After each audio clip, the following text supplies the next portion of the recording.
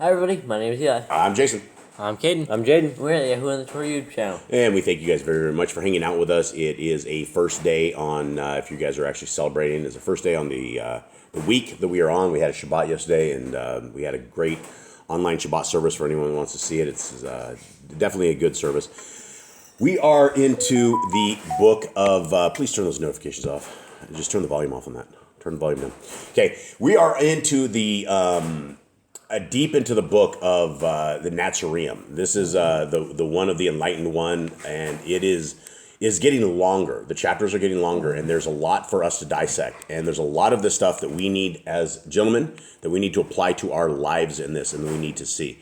Okay, do you need to give that over to Eli to do that? Okay, so that is what we need to do. When we go through this, we need to go through this very slow, Jaden, Cade, Eli, and we need to listen to this because you're going to hear stuff that you've never, ever heard before, ever.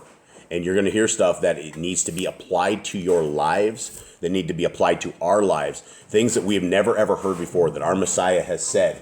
That is incredible. And so let's begin with this, and let's talk about this. Let's discuss this as we find stuff into this, and hopefully these dogs will behave. Listen up, boys. Leaving the Sea of Galilee behind them, Yahushua took the disciples up into the mountains, and all others went also. Here there was a house providing warmth and shelter. So they tarried a while, it being the time of preparation for sowing. One cold night, Yahushua went out from the room where they sat at food to relieve a man guarding the donkeys, so he might come in and warm himself. Later, when the man returned to his charges, he found Yahushua shivering, for he had placed his cloak around a foal. The man said, "Master, why do you do this? But seeing you have done it, why does not our father provide a mantle for his son?" Okay. Thoughts on this right here real quick? So he covered the animal before he covered himself? Yeah, so a guy came back and he was sitting there shaking. He was freezing cold, and his cloak was around a cold donkey, a cold baby donkey. And so the guy asked a question. He's like, number one, why do you do this? And then the second is that now that you've done this, why does not the father provide a mantle for his son? So if he's shivering, if he's the son of Elohim, why isn't the father covering him up? 3, Yahushua said, "The little one is helpless in our hands, but we are not helpless in the Father's hands. The foal has no choice but to remain in the stall, while I can choose to go or stay, to keep my covering or to give it to another.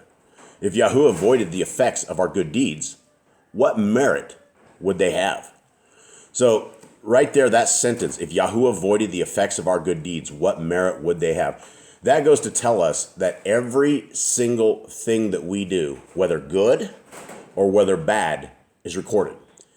Every foul thing that we say, every bad thought that we have, every action that is very bad, it is going to be chosen. It will be seen. We will have to review all of this, right? And what Messiah just said is that we're not, as human beings, we're not helpless. We have the ability to fix ourselves. We have the ability to stand up and go inside. But the little donkey, he was stuck in a stall. 3, Yahushua said, is it 3 or 4? We are on 4. Yeah, 4. The man said, "I will pray to Elohim to make me good, even as you." Yahushua said, "Pray that your deeds merit the reward of goodness." Okay, guys, let's listen. I want to discuss every one of these things here because this is absolutely huge. We don't know these things before. We have never heard this kind of wisdom that is coming out of Messiah's mouth before. These are these books that have been hidden from us and from the world. And this stuff, it completely makes sense. And this definitely is our Messiah speaking.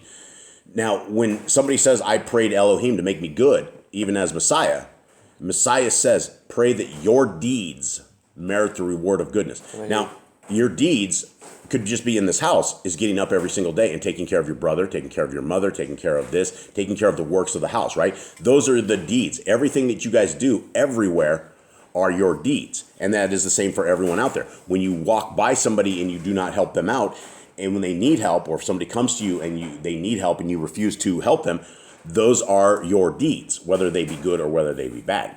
5, another night, a journeyman came seeking shelter and warmth and was given hospitality. He said to those who made him welcome, "You are blessed indeed to live here in warmth and comfort, while I must ride the inhospitable roads for my master." The following morning, having been well provided with substance for the road, he said to Yahushua, ere he departed. Master, I have listened well to your words last night. Since I am a poor man suffering many hardships, and my life is difficult, am I then assured of better conditions in the life to come? Yahushua said, by what standards do you think these things are judged? Using yours, the pack horse accompanying you should be more entitled to this assurance. For while you ate soup and slept in comfort and warmth, this uncomplaining beast whose lot is much harder than yours remained neglected in the cold. Okay, thoughts? So basically, because you have a hard life doesn't mean you're gonna get anything better, because the animal would deserve more than you. Yeah, yeah. Who are we to want more than what we have? I mean, we are able to breathe. We're able to live. We're able to celebrate our Messiah. We're able to follow the Torah. We're able to do this. We are functioning human beings, and so getting something, for living the life that we're living, don't expect that, right? And so, the donkey is more rewarded than we would be because it's doing far more work. Towards the end of their stay, a learned man came to eat with them, one knowing all the books of wisdom and the Torah. While talking with the disciples, he said, because of my knowledge, I am a man of no mean position, and many men are silent before me when weighty matters are under discussion.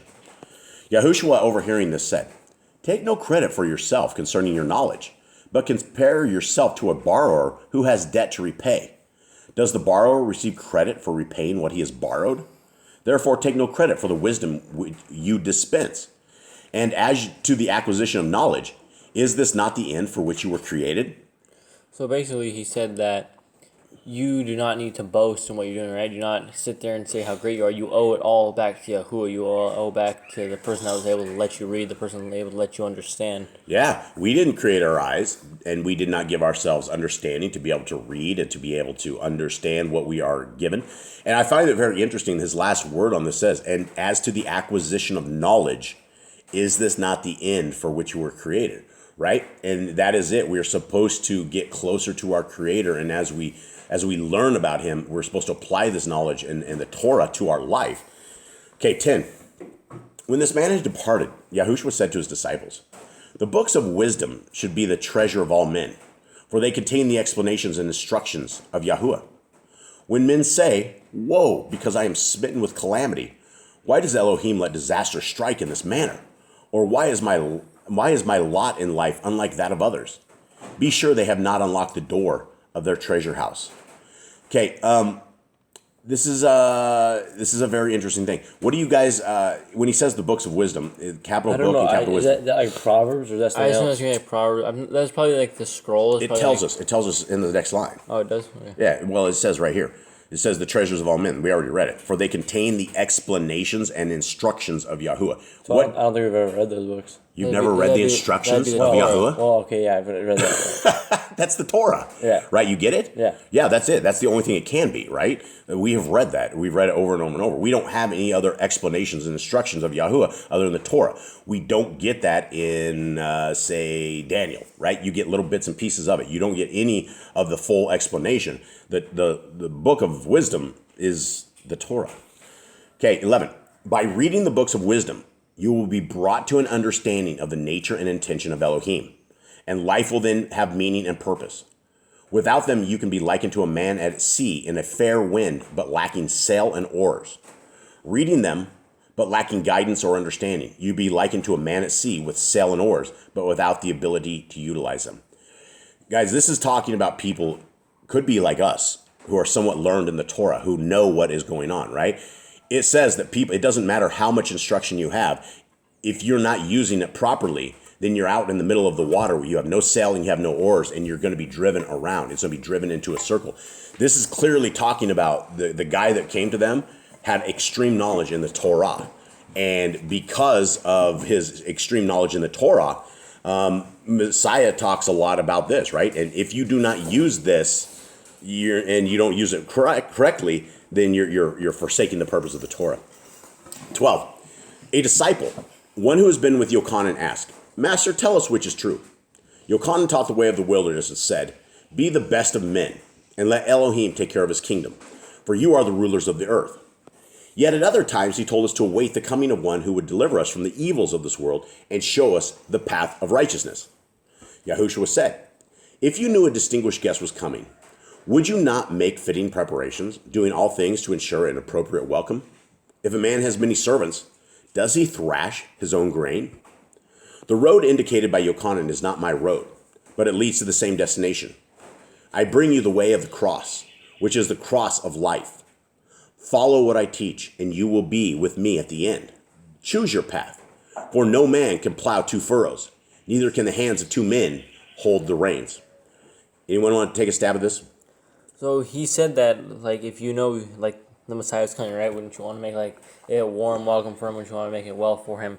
And then he says that basically the road that is to come is the same destination. Basically, the rulers of the earth are going to be the same place where Messiah Yahushua is going to end up. Yep, and you're not going to be able to join a Christian church because that is a plow of its own, right? You will be plowing furrows that are not yours, that are in rocky ground, that don't make a lot of sense, right? The Messiah says he brings you the way of the cross, and the cross is life.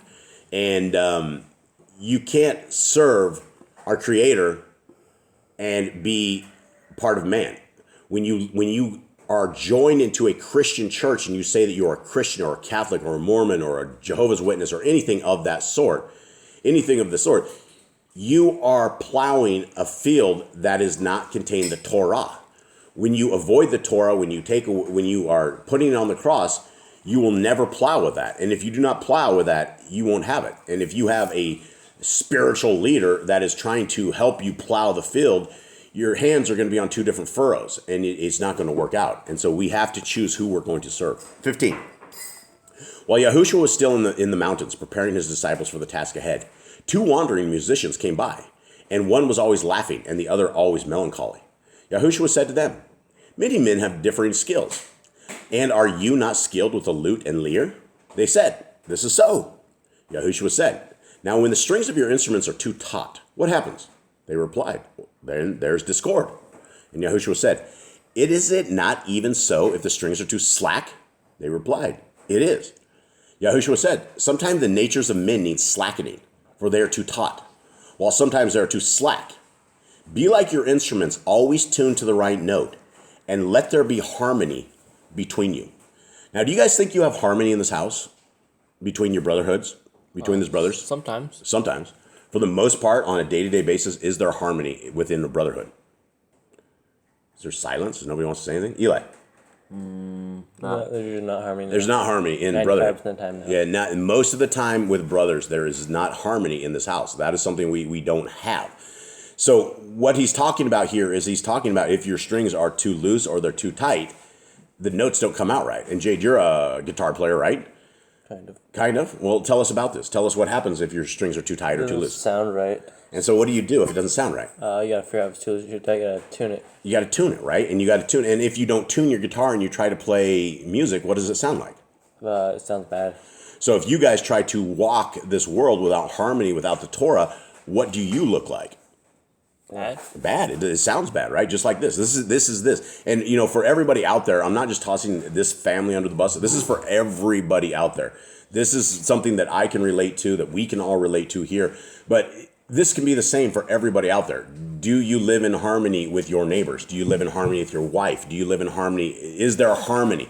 Because where there is not harmony, there's a clanking sound, and pretty soon it gets very annoying. It gets very vile, and you don't want to sit there and listen to it. Unharmonic world and a world of unharmony within emotions is a very, very bad place to be, and it gets old very quick.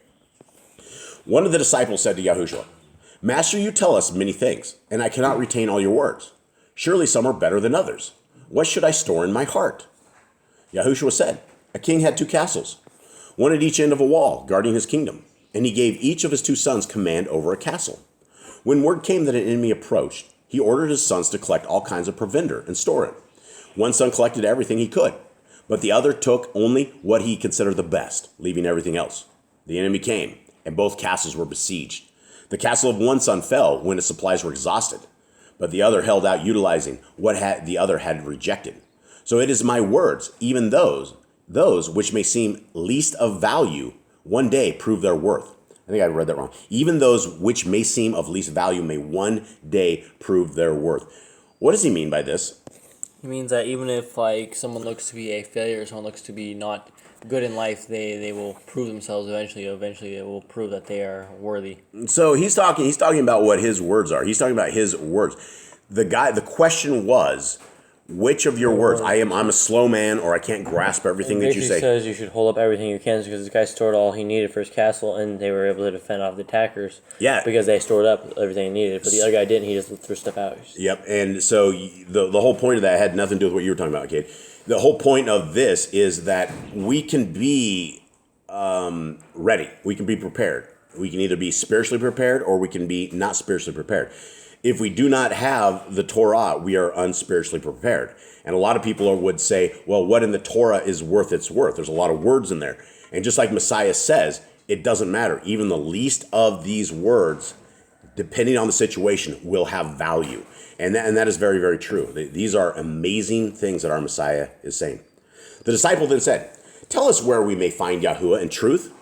Yahushua said, you have the holy books and my words. Turning to the others, he said, this man is like a beggar who all his life stood under a fig tree.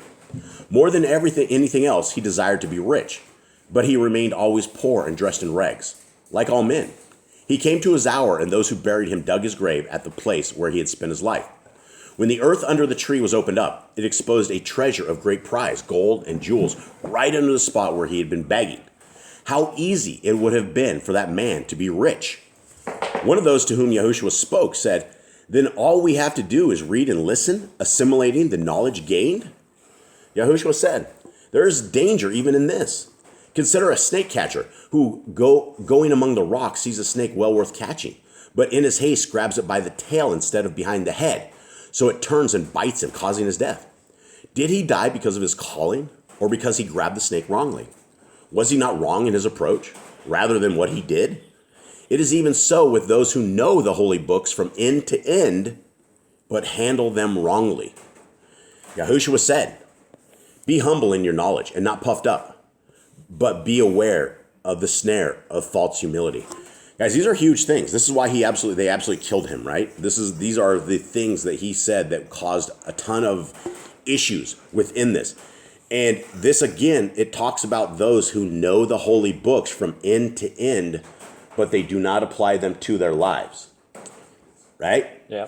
Okay, so that could be anybody out there, right? If you know what is in these books, but you're not applying them, you're failing yourself. Yahushua said, be humble in your knowledge and not puffed up, but be aware the snare of false humility. One said to him, Master, what is false humility? Yahushua said, a man was once told if he could learn humility, he would become perfect. And desiring perfection in himself above all, he diligently studied everything relating to humility. There was nothing about it he did not know. However, one day a man asked him, what has your humility gained for you? Where have you benefited? To which the supposedly humble man replied, stupid one, what is the matter with you? For can you not see that having learned humility, I am now a perfect man? About this time, Yahushua came upon two disciples, arguing as to which of his teachings should be retained in their hearts. Yahushua said, your argument can be likened to two wives, one old and one young. The old one kept pulling out the dark hairs on her husband's head, while the young one kept pulling out the white hairs.